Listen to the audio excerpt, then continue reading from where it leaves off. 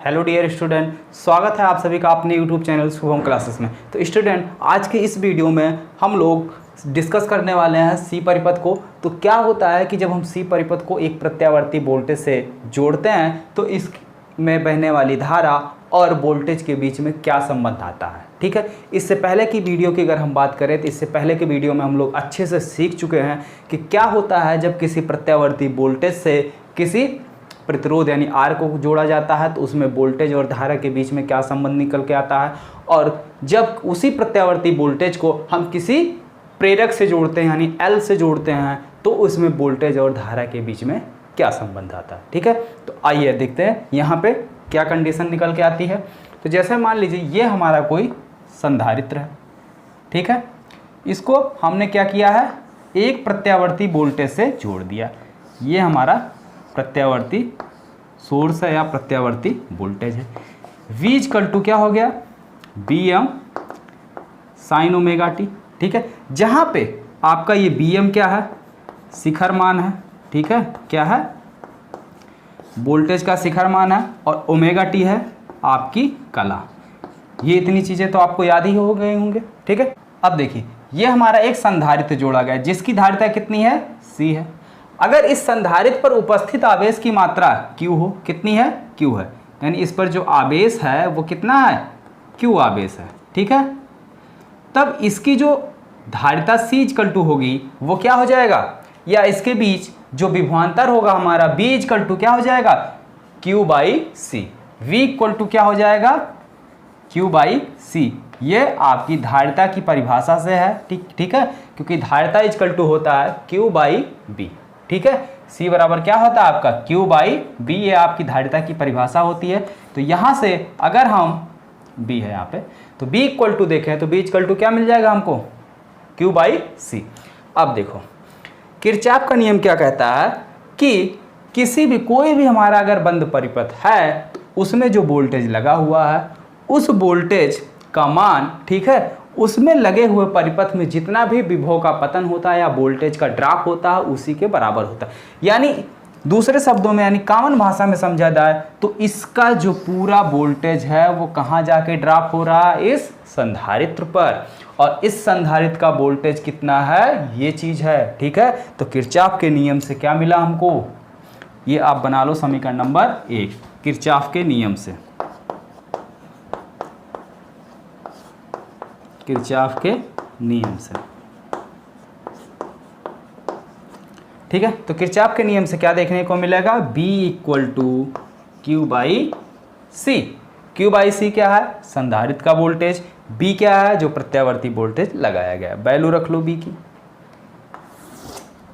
तो V की value क्या है, Vm sine omega T equal to Q by C, या इसको ऐसे भी लिख सकते हैं, Q बाई C को इधर कर लो, इसको इधर कर लो, Bm साइन ओमेगा टी। इतनी बात क्लियर हो गई। अब देखो C को दूसरी साइड भेज दो तो Q इक्वल टू क्या हो गया, Bm into C sign omega T. ठीक है, अब देखो हमारा टारगेट क्या है, टारगेट कभी मत भूलो, टारगेट मेरा यही है कि कैसे भी करके इसमें जो धारा बह रही है I, इसी का मान हमको निकालना है। और I बराबर क्या होता है, विद्युत धारा के चैप्टर यानी चैप्टर नंबर 3 में आपको अच्छे से समझाया गया था कि आवेश प्रवाह की दर को क्या कहते हैं, विद्युत धारा। यानी I इक्वल टू क्या होता है, dQ बाई dt। तो इसको बना लो समीकरण नंबर 2। अब समीकरण नंबर 2 को अगर हम t के रिस्पेक्ट में अवकलन कर दें या डिफरेंशिएट कर दें तो यहाँ क्या मिलेगा, dq बाई dt, और जो क्या होगी हमारी धारा होगी, जो चीज़ हमें निकालना है। तो देर किस बात की, तुरंत करते हैं। समीकरण नंबर 2 को t के सापेक्ष अवकलन करने पर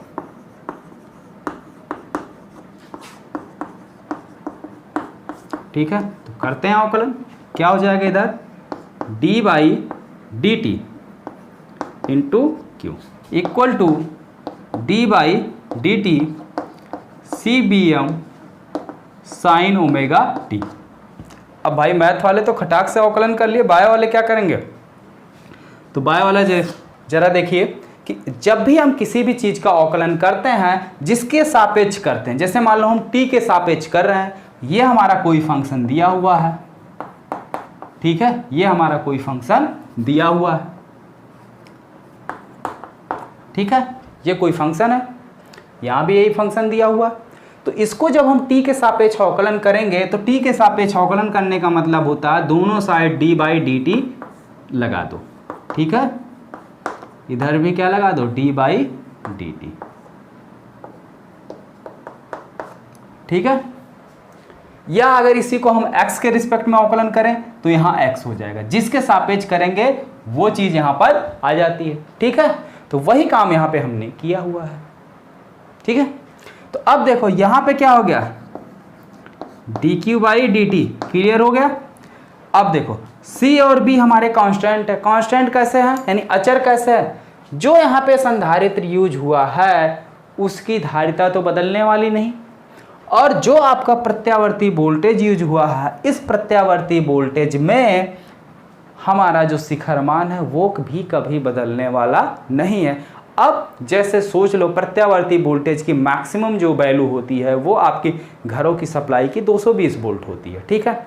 अब अगर उसको हम 220 वोल्ट से कनेक्ट कर रहे हैं तो उसका मान 220 से ज़्यादा तो हो नहीं सकता, ये हो सकता है कि 220 से कम हो जाए लेकिन ज़्यादा नहीं होगा। तो इसीलिए यह क्वांटिटी हमारी क्या है, कांस्टेंट हो गई। तो कांस्टेंट चीज़ें जो है अवकलन के साइन से बाहर आ जाती हैं। तो CBm d/dt और sine omega t, sine omega t, ठीक है। इसको जब हम t के रिस्पेक्ट में अवकलन करेंगे तो क्या मिलेगा, तो देखिए भाई बाय वाले थोड़ा सा ध्यान दीजिए,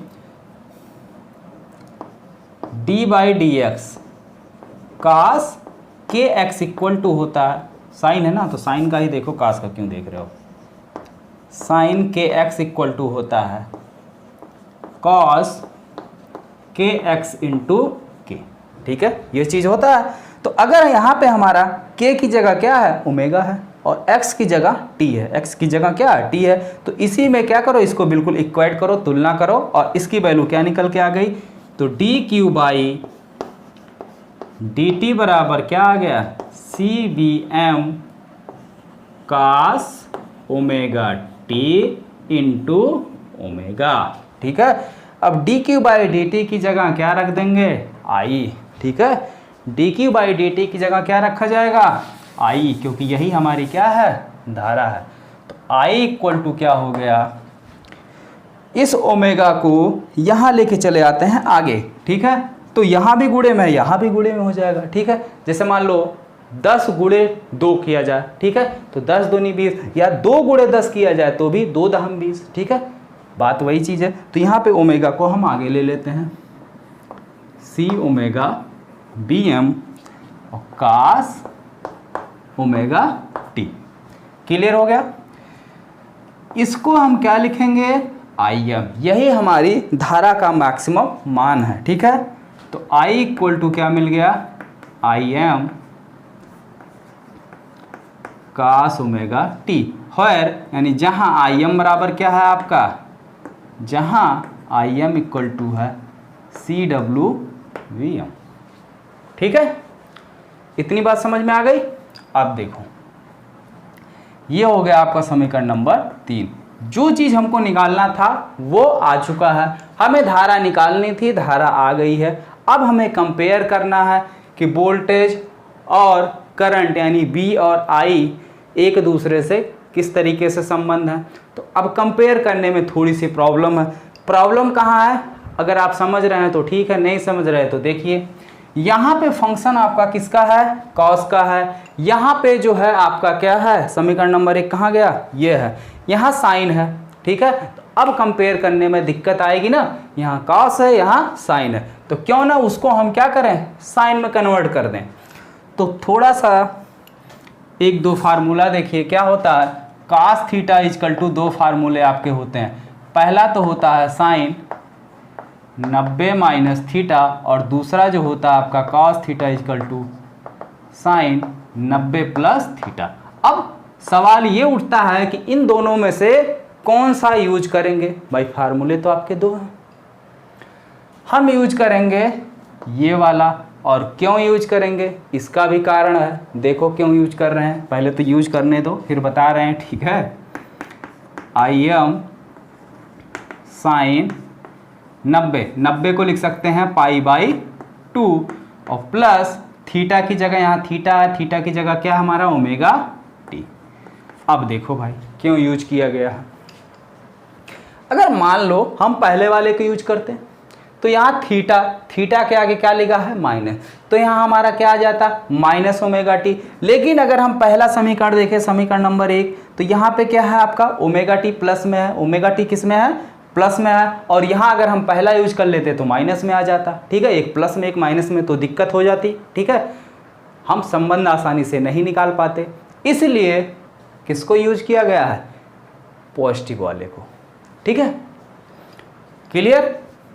अब आओ a प्लस बी या b प्लस ए, 2 में 3 जोड़े या 3 में 2 जोड़े कोई फर्क पड़ेगा नहीं, तो इसको ओमेगा टी को पहले कर लेते हैं, उसको बाद में कर देते हैं। तो i इक्वल टू क्या हो गया Im sine omega t plus π/2, ठीक है। अब देखो भाई कंपेयर करो, समीकरण नंबर इसको बना लो 3 बन गया, ये बना लो 4। समीकरण 1 और 4 की तुलना करने पर, ठीक है, समीकरण 1 व 4 की तुलना करने पर, तो तुलना करने पर क्या मिल रहा है, आई जो है यहाँ पे देखो वोल्टेज B बराबर क्या है ओमेगा टी, यानी वोल्टेज अगर हमारा ओमेगा टी एंगल पर है तो आई कितने पर है ओमेगा टी के साथ साथ π/2 और, यानी ओमेगा टी में π/2 और जोड़ दो, यानी π/2 आगे है, π/2 क्या कर रहा है आगे चल रहा है। तो क्या कंक्लूजन मिला, आई जो है B से π/2 आगे है। अगर आई बी से π/2 आगे है तो अगर इसको हम दूसरे शब्दों में बोलना चाहें तो बी आई से क्या है इतना ही तो पीछे है, तो ऐसे भी लिख सकते हैं बी आई से π/2 पीछे है। अब जैसे मान लो कोई 2 स्टूडेंट हैं, एक स्टूडेंट 50 नंबर पाता है, एक स्टूडेंट 45, तो 50 नंबर पाने वाला कितना आगे है 5 ही अंक तो आगे है, और 45 पाने वाला कितना पीछे है 5 ही अंक पीछे है, तो वही चीज़ यहाँ पे लिखा हुआ है, ठीक है। ये हो गया। अब देखते हैं फेजर डायग्राम यानी कला आरेख। तो सबसे पहले इसको मिटाते हैं, फिर जो है फेजर डायग्राम को देखते हैं, ठीक है। तो जिसने भी अभी तक इसको नोट नहीं किया है नोट कर लो या फटाक से स्क्रीनशॉट ले लो, ठीक है, और इसको हम मिटाते हैं, ठीक है। तो देखो भाई समीकरण नंबर 1 हमारा यही था v = Vm sin omega T, और समीकरण नंबर 4 इसी के बीच हमको क्या करना है ग्राफ खींचना है। तो सबसे पहले तो हम अपना कार्तीय तल बनाएंगे, यानी कार्तीय तल का मतलब x एक्सिस और y एक्सिस, ठीक है, ये ड्रा कर लिया गया। अब बिना कुछ सोचे Bm को ओमेगा टी एंगल पर बना दिया जाए, तो ये हो गया हमारा Bm, ये कोण हो गया ओमेगा टी, और ये हो गई Bm मैक्सिमम वैल्यू, ठीक है। अब देखो हमें बनाना है इसको बनाने में अगर देखिए बन तो आपका यहाँ से भी जाएगा, यहाँ पे जो साइन आपका है कितना है साइन का ही ग्राफ है, लेकिन π/2 डिग्री आगे है, यानी जो आई को हम बनाएंगे इसके साथ π/2 यानी इसके साथ 90 अंश का कोण बनाती हुई रेखा इस साइड, ठीक है, इस साइड बिल्कुल 90 अंश पे ये आना चाहिए, ठीक है। ये हो गई हमारी क्या Im। लेकिन अगर जिसको जो है इससे बनाने में दिक्कत हो रही है तो सीधे कहाँ चले जाओ यहाँ पर आ जाओ, ठीक है, cos ओमेगा टी। और एक चीज़ यहाँ भी क्लियर एकदम साफ साफ शब्दों में लिखा हुआ है, पॉइंट भी हमने लिखवा दिया कि आई बी से π/2 आगे है, तो ये अगर आपका b है तो आई इसके साथ π/2 डिग्री आगे हो गया ना। तो अगर ये जो है आपका कितना है ओमेगा टी है तो ये पूरा कितना हो जाएगा ओमेगा टी और प्लस का π/2, क्यों? क्योंकि भाई देखो यहाँ तक तो ओमेगा टी है और इसके बीच का ये जो कोण बन रहा है ये कोण ये 90 डिग्री का, 90 का मतलब π/2। क्लियर हो गया। अब ये है क्या हमारा कला आरेख, ठीक है, हेडिंग लगा लो कला आरेख, या इसी को बोलते हैं फेजर डायग्राम, फेजर डायग्राम, ठीक है। अब इसका ग्राफ देखते हैं, ठीक है। ये तो हमारा बन गया, संबंध हमने निकाल लिया कि कौन किससे कितना आगे, उसके अकॉर्डिंग संबंध बन गया। अब देखो भाई ग्राफ क्या आएगा इसका। साइन का ग्राफ तो हम आसानी से खींच सकते हैं, साइन का ग्राफ सबको पता है कहाँ से उठेगा, ऐसे। और मैक्सिमम वैल्यू इसकी कितनी, ये, तो यानी इसकी मैक्सिमम वैल्यू यहाँ तक जाएगी, ठीक है, यहाँ तक जाएगी, कोई दिक्कत नहीं है। तो इसकी ये मैक्सिमम वैल्यू हो गई, ऐसे डॉट डॉट करके मिला लो, ठीक है। तो ये हमारा क्या हो गया, BM मैक्सिमम वैल्यू हो गई,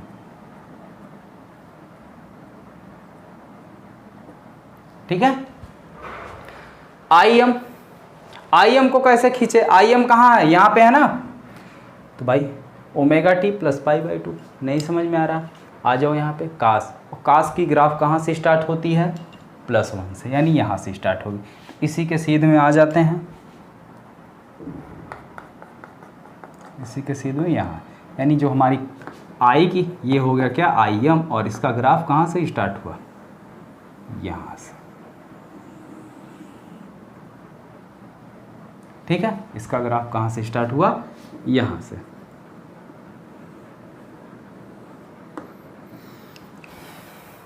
ओके, इतनी बात समझ में आई। अगर यहाँ पर भी किसी को कन्फ्यूजन में है तो फिर आ जाओ, एकदम बेसिक से समझते हैं अपन, एकदम बेसिक से, ठीक है।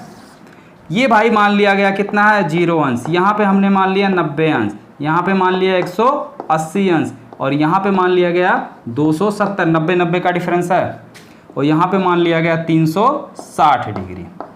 अब आ जाओ, पहला आपका क्या है sine, sine 0, sine 0 is equal to क्या होता है 0, साइन 90 इजकल टू क्या होता है 1। अगर ये चीज़ हमारा 1 हो तो साइन 90 इजकल टू क्या होता है 1, यानी यहाँ कहीं, ठीक है 1। और साइन 180 0, इतनी वैल्यू पता है ना। और साइन 270 -1, ये आपका -1 है, +1 है। यहाँ साइन 360 0, खींच लो ग्राफ, क्या मिला, मिला दो सभी पॉइंटों को, ये मिल गया। अब आते हैं कास पे, कास को खींचते हैं। कास 0 इजकल टू क्या होता है 1, कास 90 बराबर क्या होता है 0, कास 180 बराबर क्या होता है -1, कास 270 बराबर क्या होता है 0, कास 360 बराबर क्या होता है +1। मिला दो सबको, ठीक है। अब देखो भाई, यही चीज़ तो यहाँ पे हमने बनाया है, लेकिन धारा का जो शिखर मान है वो क्या है, वोल्टेज के शिखर मान से कम है, तो इसको हमने कम बना दिया है। अब देखो, जो यहाँ पे आपका पॉइंट लिखा गया है, ये समझ में आ रहा है, ये चीज़ आपको ग्राफ में साफ साफ दिखाई दे रहा है कि नहीं। अगर नहीं दिखाई दे रहा है तो ध्यान से देखो, ये है हमारी वोल्टेज, ठीक है, या यहाँ देख लो, ये हमारी वोल्टेज है और ये रहा करंट। तो वोल्टेज क्या है, अभी पीछे ही पीछे है, और धारा क्या है, आगे निकल गई है। तो यानी कितनी आगे है π/2, साफ साफ दिख रहा ना आगे है, कितना आगे है वो वहाँ लिखा हुआ है। या B I से पीछे, ये I है ये B है, I यहाँ है B यहाँ है, तो V जो है I से पीछे है, साफ साफ दिख रहा है, ठीक है। यहाँ तक क्लियर हो गया सभी को। अब देखो, कल का जो वीडियो होने वाला है, अब हम एक साथ अगर किसी प्रत्यावर्ती सोर्स को एक साथ प्रतिरोध से भी जोड़ दें और प्रेरक भी उसमें लगा हो और संधारित्र, यानी ये तीनों चीज़ें एक साथ श्रेणी क्रम में जुड़े हुए हों, तब वोल्टेज और धारा के बीच में क्या ग्राफ आता है। इसको समझने के लिए सबसे पहले ज़रूरी है R परिपथ को समझना, C परिपथ को समझना जो आज बताए, और L परिपथ को समझना। तो हम एक काम करते हैं, कल जो है एक ऐसा वीडियो बना देते हैं जिसमें आपके तीनों सर्किट का सारांश समझा देते हैं, ठीक है। यानी तीनों सर्किट में क्या क्या विशेषताएं आपके R परिपथ, L परिपथ और C परिपथ इन तीनों में वोल्टेज और धारा के बीच में क्या संबंध है इसको हम एक साथ समझा देते हैं, फिर LCR समझने में बहुत ही आसानी होगी। और LCR जो है इस चैप्टर का सबसे इम्पॉर्टेंट टॉपिक है। ठीक है, तो आप इस क्वेश्चन को यानी ये जो टॉपिक है आपका सी परिपथ, इसको 1-2 बार अच्छे से बैठकर कॉपी पर आराम से प्रैक्टिस कर लीजिए, जिससे इसके सारे डाउट्स आपको क्लियर हो जाए। Okay student.